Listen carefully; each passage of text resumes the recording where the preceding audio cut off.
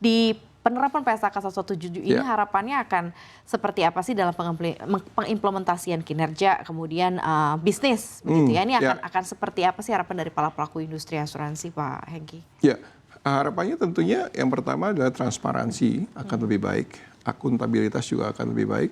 Kemudian dalam menciptakan produk development pun akan lebih baik. Artinya perusahaan asuransi tidak bisa lagi membuat produk yang merugi. Karena ruginya akan langsung dibukukan saat itu juga, sehingga impact-nya akan langsung ke laporan keuangan. Jadi mereka pun akan lebih prudent dalam membuat produk. Jadi sehingga dapat dihindarin produk-produk yang memang merugi dan akhirnya menimbulkan masalah di belakang hari.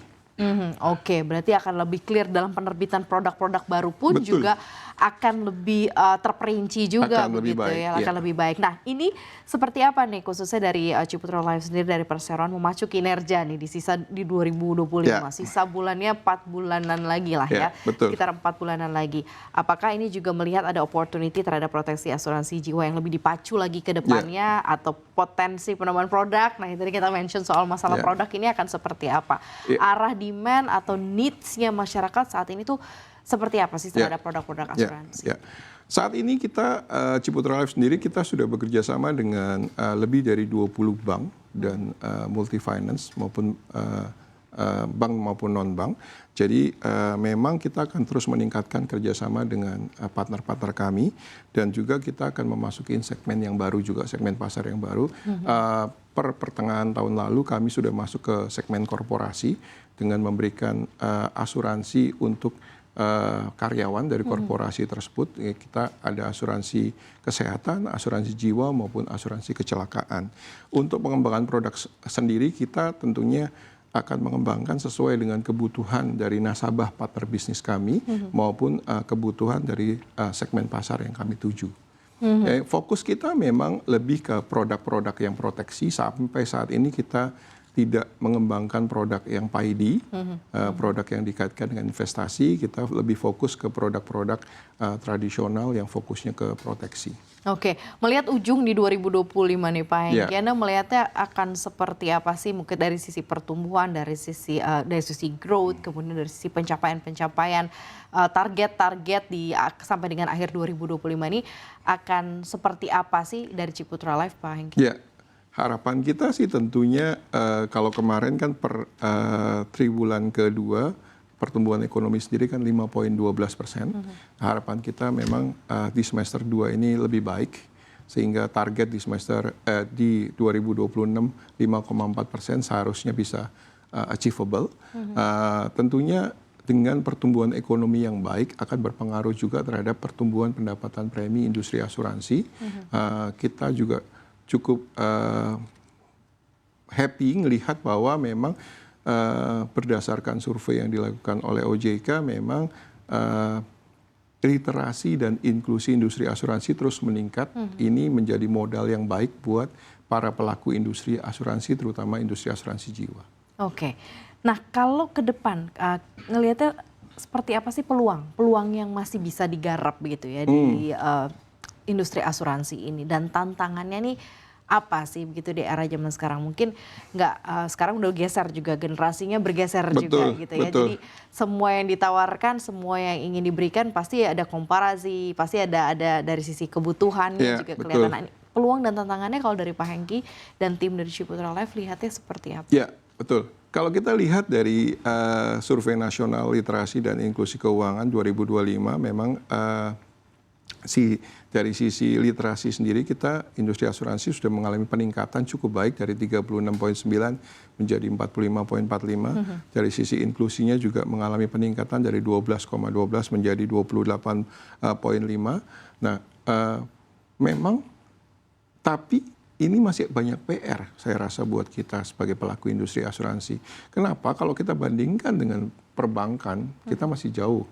Perbankan sendiri literasinya sudah mencapai 65% lebih.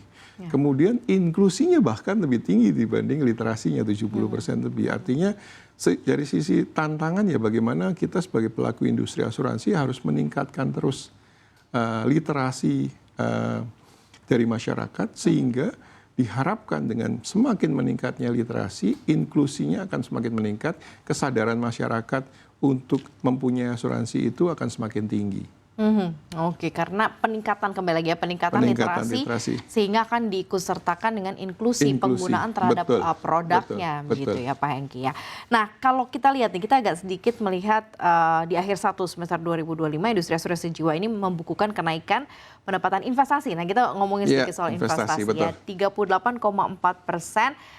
Totalnya in total 12,05 triliun rupiah. Secara umum ternyata portofolio investasi asuransi jiwa RI ini dominasinya adalah obligasi. Obligasi, betul. Ya. Nah kalau dari side-nya Ciputra atau kebijakan investasi di Ciputra sendiri seperti apa nih Pak? Iya, per semester 1 2025 hasil investasi yang kita capai itu sangat baik. Kita meningkat 50% bahkan. Secara portfolio kita 53% memang masih kita alokasikan di obligasi pemerintah, 25% di obligasi korporasi, artinya hampir sekitar 80% kita di obligasi atau instrumen pendapatan tetap, sisanya baru kita alokasikan di saham, terus kemudian reksadana dan deposito. Oke, jadi memang dominasinya memang lebih kepada memang obligasi, terutama obligasi pemerintah. Obligasi pemerintah begitu ya. Tapi sekarang kecenderungan masyarakat atau mungkin nasabah-nasabahnya Ciputra Life sendiri memiliki asuransi yang memang match dengan investasi ini sejauh ini seperti apa sih yang unit link gitu ya? Artinya kalau tadi kan dikatakan di awal rata-rata mereka sudah mulai lari ke produk tradisional gitu ya, berarti kan sudah tahu lebih ke proteksi. Nah minatnya sendiri untuk yang combine ini begitu ya, untuk yang unit link ini seperti apa? Apakah juga pertumbuhannya ada, kemudian dari sisi demografinya apakah juga bergeser mungkin ke usia yang lebih muda atau mungkin ke lebih mature, ini seperti apa nih Pak? Ya, kalau kita sendiri memang sampai saat ini belum punya produk unit link atau produk yang dikaitkan dengan investasi. Kita sampai saat ini memang fokusnya hanya untuk produk tradisional, fokusnya ke produk-produk yang sifatnya untuk proteksi.